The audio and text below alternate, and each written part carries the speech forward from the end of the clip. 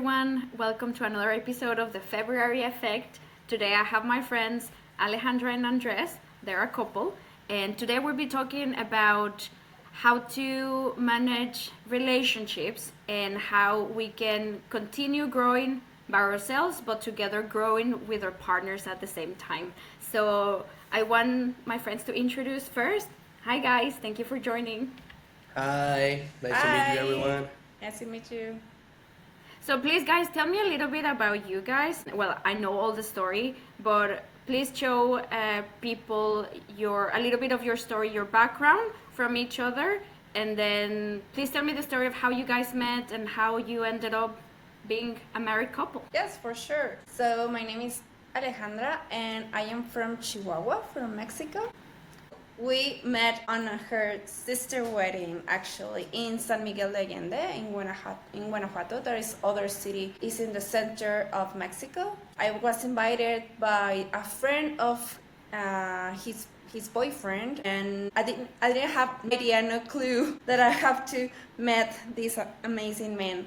So I think it was a good experience. But first, at the first sight, I saw him, but I never thought that, was a prospect for me because I was thinking to have a couple in that time. And I was 26 years old. When we met, I was actually in the terrace taking a drink, like just having a free time. And then he appears with a couple of friends and we were start talking.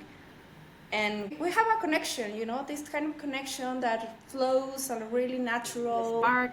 We hit it off. Yeah. Yeah. Basically, I was there. I was invited by my sister and his fiance to the terrace. Like, hey, come on over. We're gonna have a couple of drinks. And Just this have is in the fun. wedding party, right?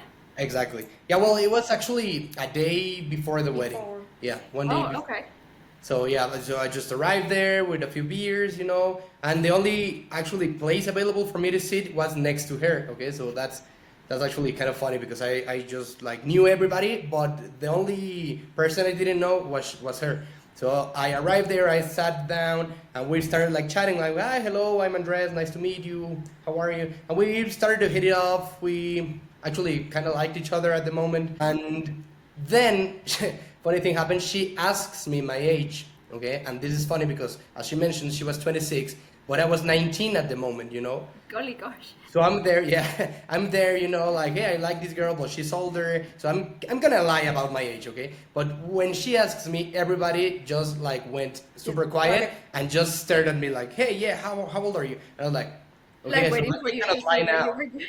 Yeah, I cannot lie now, so I just need to come clean. So yeah, well, I'm 19, and she was like, What? Yeah, I was like No. freaking like, no, that's kind of No. impossible. she Because didn't believe me actually at first. So you're like, come on, there's no way you're 19. And I was like, well, yeah, I'm 19, and yeah, I was like thinking because his you know his style of the talking and everything was like really mature. So I didn't believe that he was 19 years old. I was like, Do you think that he like was maybe joking? like 20, like 24, 25, but no like 19, like never. I never, And then I asked him to see the ID. yeah. And I was like, show me your ID, please. I need to see that. And he showed me the ID. I was like, oh my God. Shocking. He's Gosh. 19, yeah. It was kind of a deal breaker at the moment, but we kept talking, we kept, having fun. Now, when the wedding actually come, like the next day, well, we kept talking, we kept having fun, and I don't know, we just hit it off. And then, well, the age thing, it wasn't actually a matter then. It wasn't an issue. I don't know, it was just like two people meeting, not like, hey, you're 26, I'm 19. No, we actually didn't put any attention at the matter from then on. And well, yeah, everything worked out. Clearly. Yeah. And I was never expect like I will marry, with him. I was like, yeah, you just have some fun and that's it, It's a wedding. No, nothing will happen. Yeah. happened. Well, the wedding happened. I We kept in touch because the long distance thing was also important there. I oh lived in Mexico City. She was from Chihuahua, and well, Mexico is a big country, you know. So Chihuahua is all the way up north, and Mexico City is at the center. So it's at least a 2 hour and a half flight. But we kept talking. You know, our intentions were really there, you know, like, hey, if we're going to keep talking, if we're going to see actually what this might lead into, we need to, I don't know, like, set the relationship straight. So we were like super clear from the beginning. I was like, hey, I really don't have an interest in being in a long-term relationship or a long distance, I'm sorry, relationship if we're not going to be committed. Okay, so this is one of yeah the main startup points in our relationship. Like, okay, so I know we have this really difference, okay, from age and from distance and whatever, but it's not really important if we are committed to each other. So that's kind of one of the basic points, I think, in not only in our relationship but in any relationship. yeah, that's a good point that you make. I think any relationship can work as long as you are committed, and it doesn't matter if there's distance, doesn't matter if there's an age gap, doesn't matter, anything doesn't matter as long as you guys committed to make it work, right? Like a team. Yeah, exactly. That's the idea. And actually, I was surprised because I never expect from him like to tell me like I want to have like a really committed relationship. I was like, really? Really? You don't want to have an You, the affair? 19-year-old, You want know, to yeah. hear. I was thinking actually more casual, you know, like I can go to Mexico City, have a fun some couple days, you know, this kind of thing. And he told me like, no, I want to have a really good relationship. Why? I was like, okay, perfect. So Yeah. what was your process in that time? Because Andres was very clear that he wanted something serious, otherwise he was not interested, especially if it was going to be long distance, right? And for you, you were just not looking for anything serious. You were just, floating in life. I think you had just come back from Ireland, right? Yeah, maybe six months like in Mexico. So I was thinking in all the plans like maybe go to a master degree or maybe move to another city, you know, these kind of things. So I was Yeah. trying to decide like making moves in my life. And actually I was thinking in a master's degree in Mexico City or Guadalajara. So at the end actually I entered a master's degree in Mexico City. I remember. But everything, you know, like Came together? converse, yeah, like converse, like with all the plans.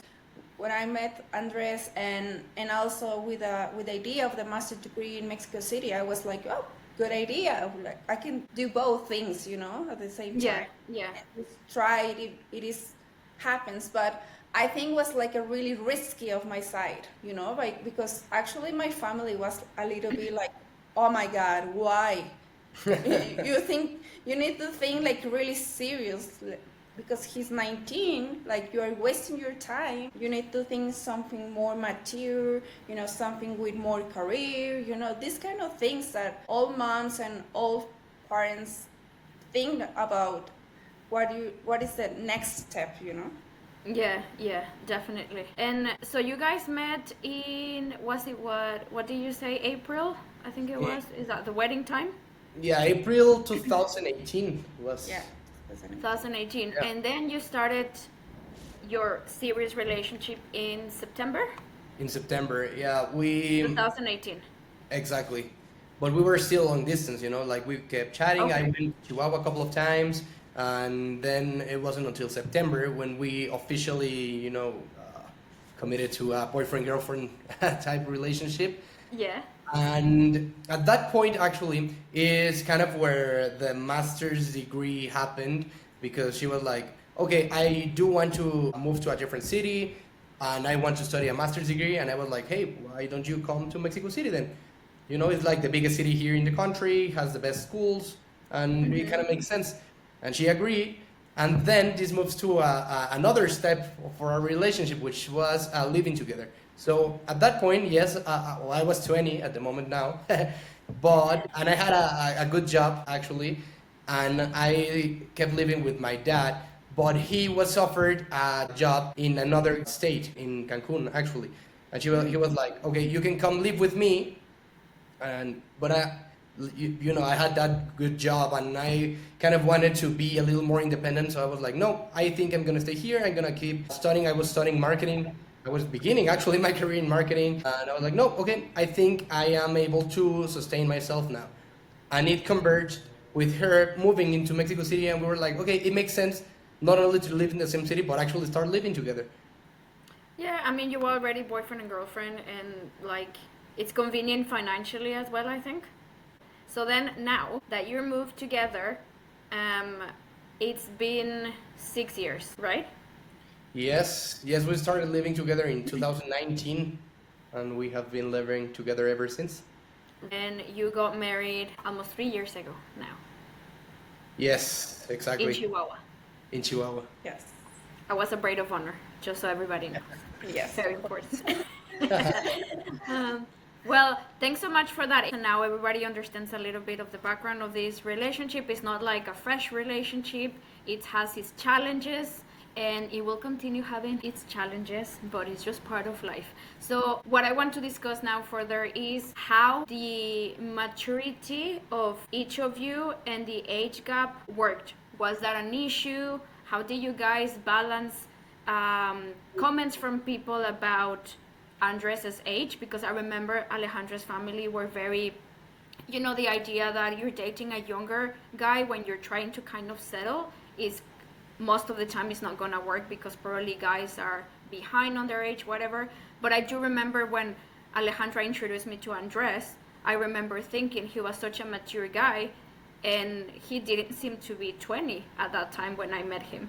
So how do you guys balance with all those comments, from your family? Because obviously a lot of people from the external world might not be aware of the age gap, but how did the maturity and that help, or was a challenge for you guys? Was it a challenge? Was it easier? How do you balance all of that? How do you navigate those things? Well, I don't think it was actually that much of a challenge.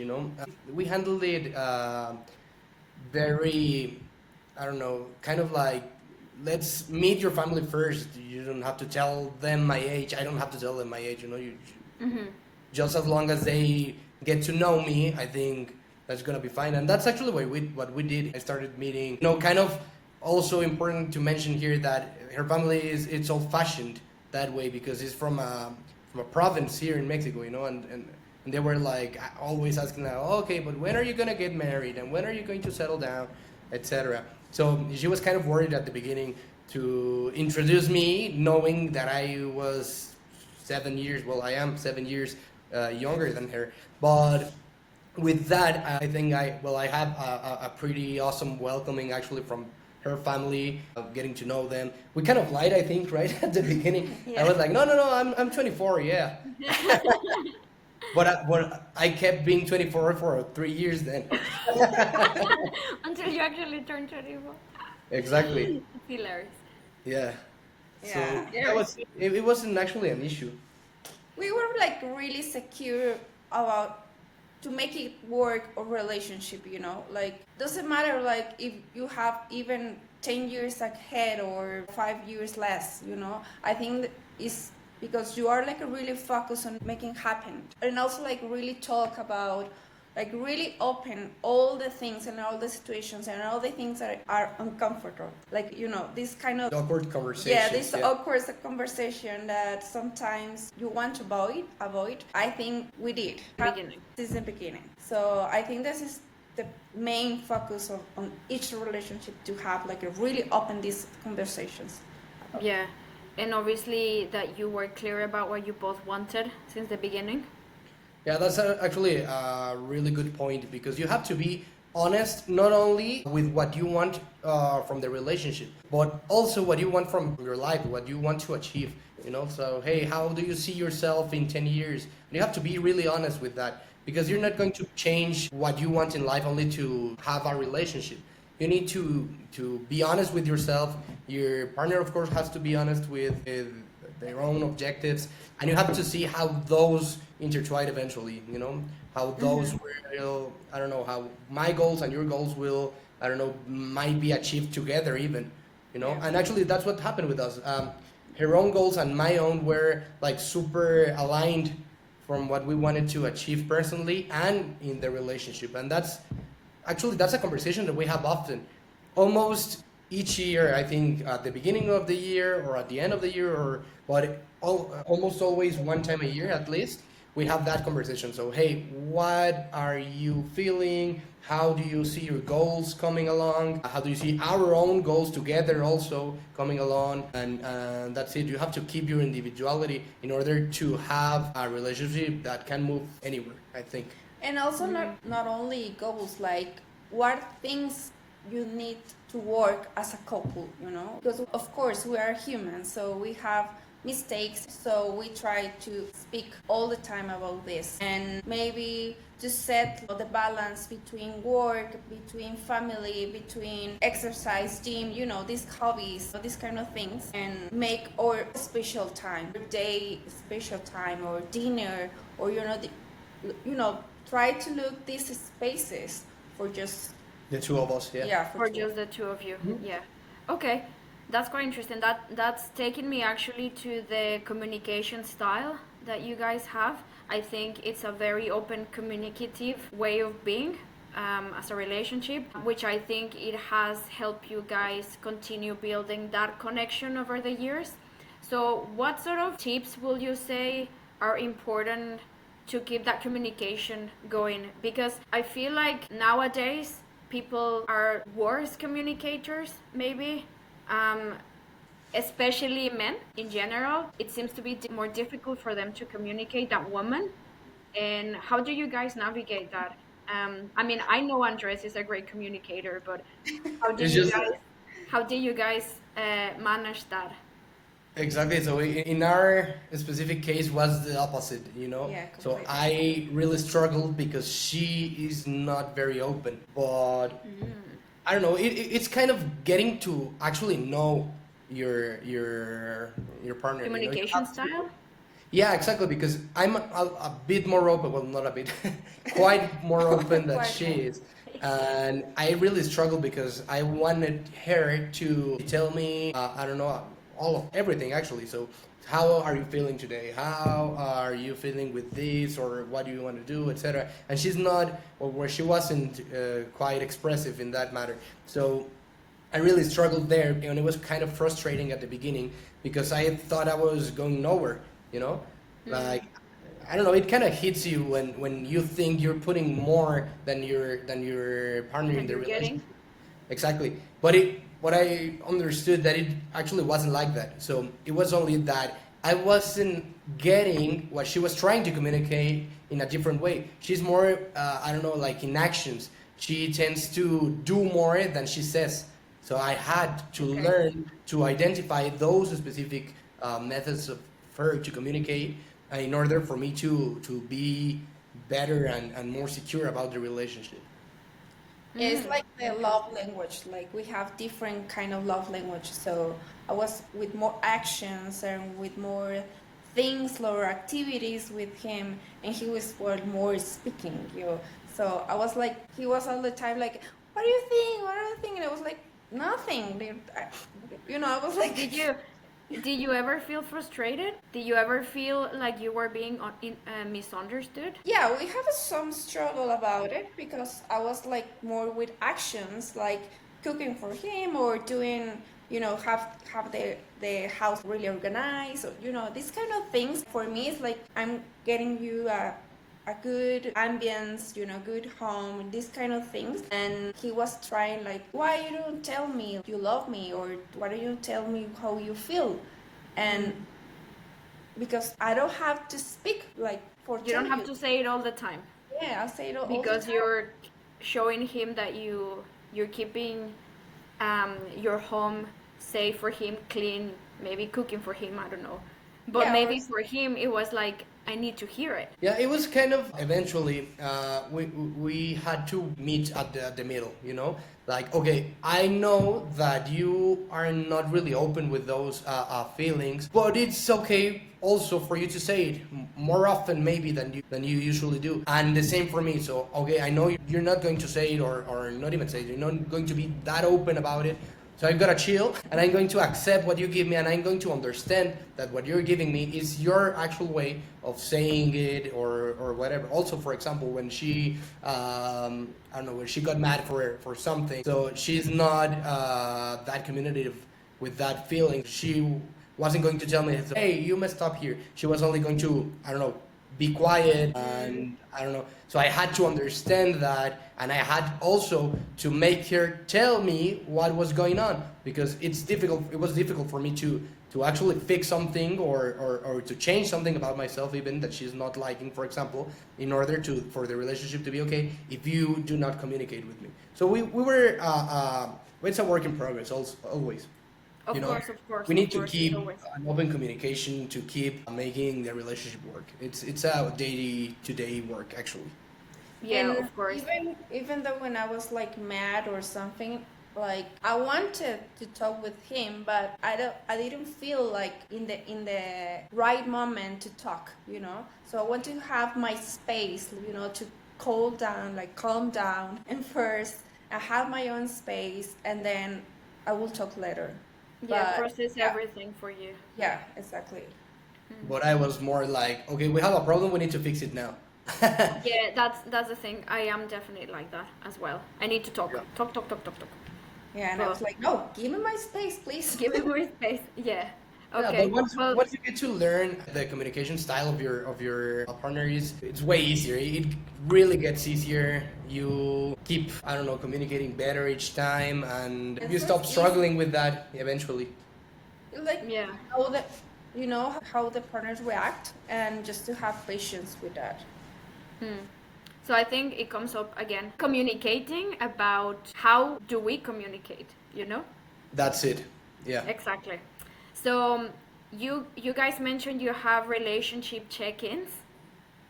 Yeah. So I remember you guys told me about this time of the year. I think it's at the end of the year or the beginning of the year that you gather together. You even, I think, if correct me if I'm wrong, that sometimes you even go to like these workspaces and you actually have like a proper presentation of how are you feeling, how is this relationship going, and most importantly, how are my goals going, how are your goals going, and how our goals are going, and how are we going as a couple and as two independent beings. So can you guys tell me more about this, because I find them really really cool. We start because we wanted to align exactly like our personal goals and also couple goals.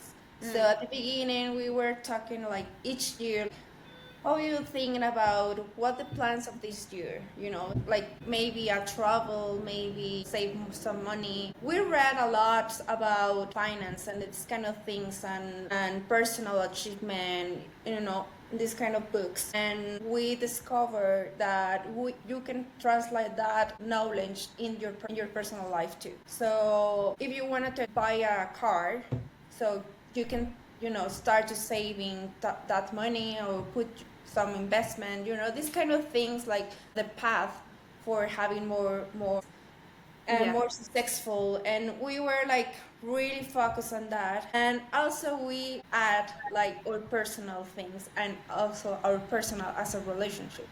So was matter of the time, you know, to work this in together.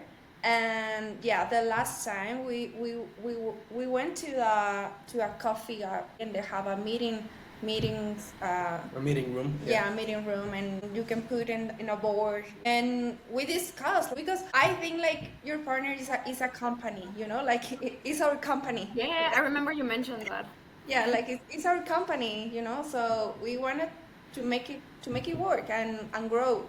So that's thing is, if you know, talk about what are your goals and what thing we can improve, or you know, have a nice ideas or the creative things, and put, you know, different spicy things too, I think it is important. You know, it's like a plant. So they need water, they need sun, they need, you know, all these elements. And I think if you don't have this kind of organization, will be difficult to have, you know, to achieve something. And also, I think it's important because you bring every single thing that was important for you that needs to be addressed. And obviously, if you do that every year, it makes the whole year easier. You have a plan. How, like on my previous episode, I was talking with my friend Andrea, which you guys know, about how to take action, because obviously one thing is to say we're gonna do all these things, but without taking action nothing works. Have you found yourselves taking action into the things that you say that you will as a couple, or is it more difficult to reach your goals because you're in a couple, or do you think it's easier because you actually have support? Well, how to start is real simple for us. I mean, we tend to be doers, not thinkers. So Okay. we're like, okay, we're going to do this, let's do it. Just like that. So the only way that you can actually start something is like By that. doing it. Yes. Just doing it, exactly. So we tend to set dates, you know, like, hey, Okay. from when to when are we going to work this in order to achieve it, for example, right? So you So can move to the next thing. exactly, or for example, for a travel, no, we will want to go to this specific place. When do we need to go? When are we supposed to buy the tickets, for example? What are we going to do there when we arrive, etc. So we tend like to, I don't know, put some deadlines in order, and it have to be realistic deadlines also, because of course, for example, I want to be a billionaire, you know, okay, but you have to start something, you know, Yes. or somewhere. You need to then, okay, but I'm not going to have $1 million at the beginning, so I'm going to start, I don't know, by 100, then 1,000, then 2,000, etc. So you need to escalate from somewhere. So little steps, basically. Exactly. Yeah. And Okay. I do think, a little bit going further into that question, that being in a relationship, it's quite helpful to achieve those goals if you are straight with those goals from the beginning, for example. So I'm starting, for example, I don't know, like a podcast, and I talk with my partner in order to get that podcast started, okay? And she has always helped me with that. So she comes up with ideas, with topics, with, I don't know, a lot of support in that It's matter. like a leader. Exactly. And that also helps you as an individual to keep going and to achieve those goals. Because I think you have that constant support, right? Exactly. Yeah. It makes Yeah. sense though. So now that takes me to the next point: self-awareness of each of you as your own persona. How does personal growth shows in your personal life, as in your relationship, and how do you support each other to reach personal goals? This is a really interesting point because you have to be really honest with yourself to figure out what is it that you want to achieve or what you want to do of your life. You have to be really honest. And it's also really important that you have to be okay with yourself and you have to keep working on yourself in order to be okay in a relationship, right? Because, for example, if I were depressed and feeling down and not sure about myself, I didn't have any confidence, for example, but she, on the other hand, were to be super good at her work and keep growing and keep having success, etc., it's going to be really hard for me to see my partner being able to move forward where I don't know, I'm stuck, you know. So it's really important for you to be okay and to have your own goals and to keep growing, not only as a couple but on your own also, you know. So it's like that. For example, I know that she loves her job. I see her happy doing it. It doesn't matter to me if she doesn't have time, for example, for us as a couple, or maybe just to go to the movies or whatever when she's working, because I know that's her own objective in life and she's being happy doing it. So I respect that and I actually encourage her to keep doing so. And in that matter, I also would appreciate when she does it, you know? When she sets free time for both of you. Exactly. It's a balance, right? Depends on the careers, because if you have a partner that has to travel a lot or has to work over the weekends, I don't know, maybe if your partner is a chef, it's important to make time for couple time to be together, and but not just regular time, obviously quality time. I think that's what makes it work. Otherwise, it's That's the not key, gonna. actually, like the quality time, because I can have time, but he's, maybe in the cell phone, and I am in the cell phone, and I am just doing How do nothing. you manage those things? Because let's say you've come back from a work trip, right? You were in Brazil. Alejandra, you were in Brazil, and then you came back. Obviously, there's a time difference. You're exhausted, but then you have to go to work the next day, right? And you've come home, and it's like early in the morning. It's a Saturday. Andres, he wants to go out, do things. How do you manage that? Because maybe you just want to be on your phone. Andres maybe wants to go to this party. Maybe there's a friend's birthday party that you need to attend. Do you? I guess you have to put some effort, right? Or what do you? How do you guys will deal with that? Actually happens to me a lot, because I travel a lot of work. Like since September till November, I am traveling 3 months ahead, like travel around all Latin America. I really have time to be in the cell phone. I really have time in the airport to be in the cell phone, to be in social media, to talk with my friends, this kind of thing. If I arrive home, yes, of course, I want to have a little bit time to take a shower and all these kind of things. But I try like to let's go to get some tacos, do something together. Even if I have like just a stopover in Mexico City that happens me maybe for 12 hours, and I have to sleep, just sleep here, and then go back to the airport. Yes, I'll try like let's go to do something. Tell me about your day, these kind of things, or just hug me, Prioritize your or partner. just cuddling a little bit, and these kind of things, because that very we will have a plenty of time, in the airport, to be on the cell phone, to take photos, so I think just to put in order what you do, like, of course, sometimes I'm really tired. I'm just maybe like mad, yeah, like these kind of things. Andres, how is it? Because I know you probably have the energy. You want to do lots of things with her, but you understand as well that she might be tired, that she Well, might for, not want to do anything, or. yeah, of course, but for me, it's actually, well, it's easy now. At the beginning, it was kind of hard because, yeah, of course, I was looking forward to doing things with her and to going out and just being with her, actually. And I don't know, you kind of get used to, because I am really independent, okay? So I really like I having think you things. both you both are very independent. Yeah, that's true. Yeah, we're both really independent, and actually, that's how we have managed to make it work. Because otherwise, I think it would be really hard. She's very independent. She has her own thing going on, but I am also, because when she's not around, for example, I have projects of my own. I do activities on my own. I have time to be with my friends and to do other things that I don't know, probably wouldn't be that much easier if she was around. It's kind of like a thing where I have to do my own things and work my own projects when she's doing her own also, you know? Right. And of But it course, kind of it kind of like works, right? Because then you get time with your friends and your family, and like, It's because making obviously it when you work. have your partner, you sorry. have to make it work, exactly. It's It making comes it Yeah. work. back to the balance, actually.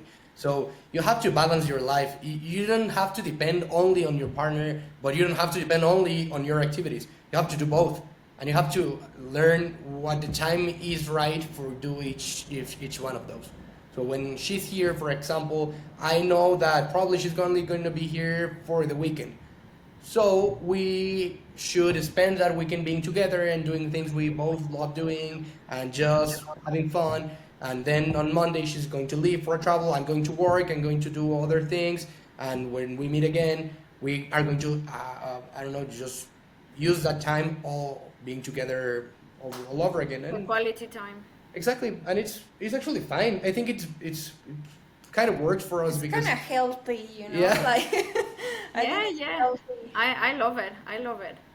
I feel that that's one of the reasons why I wanted you guys in this episode, because I think you guys have one of those relationships where like everything is in place. You have communication, you have clarity since the beginning, you work on your goals, your independent goals, your together goals as a couple. Um, you manage to spend time with your family and friends, but you prioritize your relationship as well, and you don't let them. And it's difficult, it's not easy. So that's why respect for you both, as always. Thank you. And also, as independent people, you guys are amazing human beings, I think I had to say. To the next point, we were talking about self-awareness and how you manage to build your own personal growth together. Now, while you grow together, how do you manage to, how can I say it, like, connected to your own identities, you know, as in like an independent person? Do you think that you had to change part of your identity when you started dating, when you became serious, when you got married? To make it clear, a lot of people say that when you meet another person, there's always like someone's got to give a little bit. You do have to, because I don't believe like you can just be, not that you're not being you, but you have to leave some things behind to adapt to the other person so it works. Does that make sense? Yes, but I think it makes more sense as to what you do, not who you are. You have to change Okay. probably a bit of what you Yes. do because it kind of Yeah, not bothers who me. you are. Exactly, but you have to be true always to who you are. For example, I tend always to be, well, it's kind of a good thing and a bad thing all together because Yeah. I'm always very me, you know, regardless of who is present. If it's her, or if it's, I don't know, my family, my friends, my boss at work, I always try to be myself and to be true to myself. And that is really important. She is the same. She is always very her, you know, and it's really important. And if you are serious about being with someone, you have to ponder, you know, like how do I like her or him in its own unique way? Do I like the essence of that person, or do I only like that person for what they do or for how they look? Or And when I just like that person when they're happy, not in their, exactly. like the way Alejandra was telling me, I like that person with their light and their darkness. But if you only like the person for their light, then Yeah, the darkness, you know. You need to be clear, like with all those sides, you know, with that old person that had these sides. exactly. Right. So you say then it's not really, so it's not about changing who you are. It's about changing things that you do. Maybe places where you live, right? Like Alejandra found a way to be in Mexico City to make it work so she could also be with you, right? At that time, you were just starting this relationship, so obviously it was not like I'm giving up on everything just for this guy. I'm gonna go and give it a try and see how it goes. Exactly. Yeah. And I think like all the time you need to consider this. That's why we have this annual meeting, like, you know, to align our projects or personal projects. Because even though like 1 year you are in, you know, in the honeymoon phase and everything is really good, but maybe next year will be different, and maybe you will discover things that won't like you about your partner, and you need to deal with these things. And Now, that takes me to a point that we probably didn't discuss, or I didn't put in the list of things to discuss. There's always a moment when you're dating someone, whether it's your boyfriend or girlfriend, or you're married or whatever, that you start seeing the dark side. You start seeing those things that you don't like, and you want to push them in the face. But you're still choosing that person because you see the darkness, but you know all the good things about them, and you understand that no one is going to be perfect, right? So when you are going through difficult moments, how do you manage those conversations? Well, first of all, a very clear thing that we have is that you have to speak up. If you found that there's something that that she has done, I don't know, for example, and that I don't like it because I don't know, I was offended in some way, or for any reason I don't like it, I have to speak up. Of course, speaking up doesn't mean I'm going to scream at her, and for sure, we have to have a conversation about it. Like, hey, you did something that I didn't like, that I would like to put here on the table in order for us to find a solution for it not to happen again. You know, that's really important. You cannot keep quiet because it's going to be happening all over again if you do, you know? And then it's Yeah. gonna be a mountain of things to discuss. And Exactly. And well, what I have found that works the best, well, in my case in particular, of course, everyone is different, but for me, it helps when it is addressed at the very moment. For example, I've just done this, and she lets me know, hey, this is not good, I don't like it, let's change it. Because at that very moment, I remember I am 100% aware that I just made it, for example, and I can, start working then in order for it not to happen again, you know? yeah, sometimes you do see couples. I don't know if you go out and then they start discussing. I think for the privacy and the sake of the relationship, I think it's always better to just maybe wait until you get home and then discuss these things properly instead of just like being yes. like, Yeah, for sure. Yeah, for sure. You know? don't want to make a scene like you don't want to make a scene.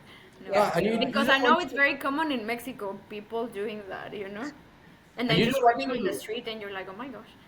yeah. Exactly. You don't want to bring other people into your relationship. Yeah, into your because relationship. like they're gonna feel uncomfortable, right? And it's just not. Yeah. But I think in Mexico, the way we are, like we fight and we love hard as well on the street, you know. True. Yeah, but I think like in each relationship we have negotiable things and no negotiable things, you know. That's true. Of course, if you have aggressive person with you, like or a drunkard, these kind of things that they're like a really bad things. Of course, I think there's no manageable things that you can do, but a mood you were like really moody, or we have a different conception of the lifestyle, the way you look, these kind of things. I think we can manage. You can talk about Yeah, I think those are like yeah. the famous red flags, right, at the beginning. Yeah. That- Oh, it's not the same, of course, being with a violent person than, I don't know, leaving your shoes all over the kitchen, you know? It's Or a not, lot yeah, different. yeah, exactly. Yeah, no, of course. Okay, well, that's really cool. Now, the other thing, I mean, it is really cool. I'm not being like cold or anything. I'm just trying to focus on my notes right now. Also, something that I wanted to discuss is how do you manage to build that openness and vulnerability between you both? You know, how to build that trust. I guess it comes again as like the communication style that you guys learned about each other. Was it difficult to be vulnerable? It's a big world. If you are worried about other people, you will be worried all the time. You need to be secure about yourself and secure about you choose the right person that is with you, and it's your decision to be with that person. So I think loving is a decision. If you decide to be with that person, it's because you love this person and you decide to love this person. And how do you manage to build that trust? I guess it's something that grows with time, maybe with actions over time. Well, it's true that it's a decision that you have to ask yourself at the very beginning. Like, okay, I'm maybe not 100% sure if I really want to spend the rest of my life with this girl because I just met her, you know? But you do have to be honest that if you're going to give it a try, then you have to do everything you can in order to make it work. I mean, it's not, it's a serious decision, I think. I have always seen it as a serious decision. And I always tried to do my best in order to make this work because at the end, it's also a kind of like an objective, you know. We're planning on doing this, then we have to do it properly, you know. Of course, there are moments in which you're going to be, I don't know, disappointed or sad or even misunderstood by the other person. But you have to keep communicating with your partner. You have to keep addressing to that matters in order to solve them. And it's a work in progress. It's baby steps sometimes because you have to be ready to give and to receive. That's, I think, the best way I can put it. That's a really good one. You guys are amazing and you have built an amazing relationship that deserves to be known, and you should be an example for many. So to close our episode today, what are your tips and tricks that you will suggest for our audience? Things that you will advise couples navigating differences or trying to grow together intentionally and independently? So my first tip will be first manage your own confidence. Like if you're not fine with you, it will be really difficult to be fine with other person. So manage your own issues first, and then you can go spread love with others. Like I think this is the Very important. the But also work on your communication. You're not going to be, I don't know, you have to understand how the other person thinks in order to properly communicate. You have to make yourself understandable to that other person, because you might be, I don't know, a little bit more into talking. But if your partner is really not that into listening, then you have to find a way in order for them to actually understand, you know? So it's a complex job sometimes, but it's the very core of every relationship. So It's like also, I don't think we discussed this about love language. Maybe Alejandra made you pasta for dinner and she made it with her whole heart, and it's a way of her saying, I love you. And because she didn't say it to you, you don't feel like she's loving you. So you need to kind of understand that that's her love language. And for her, she will be like, oh, he hasn't done things for me, but that doesn't mean that he doesn't love me, because he's telling me and that's the way he shows it to me. So I think it's the same thing, right? Love language, communication styles comes to the same thing. Any other tips? be true to yourself. That's very important. Don't try to change who you are in order to be with someone. But it's not the same that you be yourself regardless of who you are with. You know, you have to consider, of course, other people's feelings, but without losing yourself doing so. I think that's it. I guess we can change actions of or behaviors maybe, but not changing our essence. Exactly. That's it. Very good. Amazing tips. Guys, you've been amazing. Anything else you would like to say before we wrap this Thank up? you so much for inviting us. Like we were honored to have this space with you, and hopefully we can help to other couples and maybe to other person that they can reflect in a relationship. Yes, Of thank you very course. much for having us. No, thank you so much, guys.